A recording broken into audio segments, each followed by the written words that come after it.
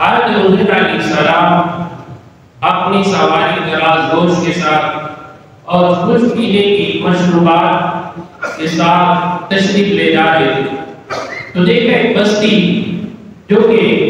اچانک بستی کے لوگ پر ان کی چھتیں گر گئی اور لوگ ہلاک ہوئے۔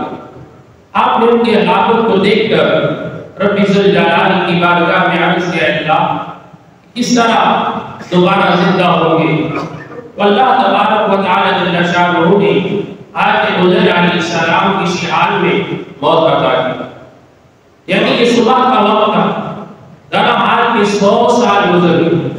100 سال کے بعد اللہ تبارک و تعالی جل شانہ نے حضرت حضور علیہ السلام کو دوبارہ زندگی عطا کی۔ تو فرمایا اللہ تبارک و تعالی نے کہ حضرت علیہ السلام کتنا عرصہ ٹھہرے، فارض کیا قال کم لبثت،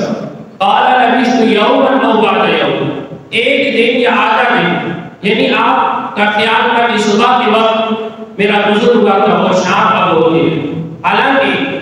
اللہ تعالیٰ نے ارشاد فرمایا بل لبثت عام، آپ کو اس حال میں 100 سال گزر گئے۔ اب آپ مشاہدہ کیجیے اپنے دراز گوش کی طرف، جب آپ نے دراز گوش کی طرف نگاہ اٹھائی تو دیکھا کہ اس کی ہڈیاں بھی سفید ہو چکی، گوشت تو ختم ہو ہی چکا تھا، ہڈیاں بھی سفید ہو چکی، اور اب اللہ کریم جل جلالہ نے ارشاد فرمایا اب دیکھیے کہ ہم اس کو کس طرح ان ہڈیوں کو گوشت میں ڈالتے ہیں، پھر کس طرح اسے ہم زندہ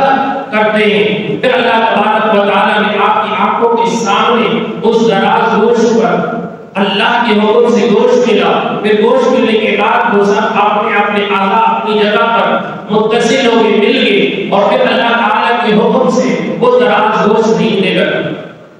اور پھر اب آپ نے مشروبات کی طرف نگاہ اٹھائی کہ جو میرے پینے کی ضرورت کی آنے کی چیز تھی، جب اسے مشاہدہ کیا تو فرمایا نہ وہ گلی تھی نہ سڑی تھی نہ بدبو ہے۔ یہ اللہ تعالیٰ کا نظام، یہ اللہ تعالیٰ جسے چاہتا ہے سلامت رکھتا ہے۔ اب فرمایا واللہ علی کل شیء قدیر، اللہ تعالیٰ ہر چاہے پر قدرت رکھتا ہے، وہ جو چاہے وہ ہو سکتا ہے۔ اللہ اکبر۔ اس کے بعد ابراہیم خلیل اللہ علیہ نبی علیہ السلام کا ذکر ہوتا ہے۔ ابراہیم علیہ السلام ایک مقام سے گزرے تو ایک مردہ کوئی جانور ہے جو کہ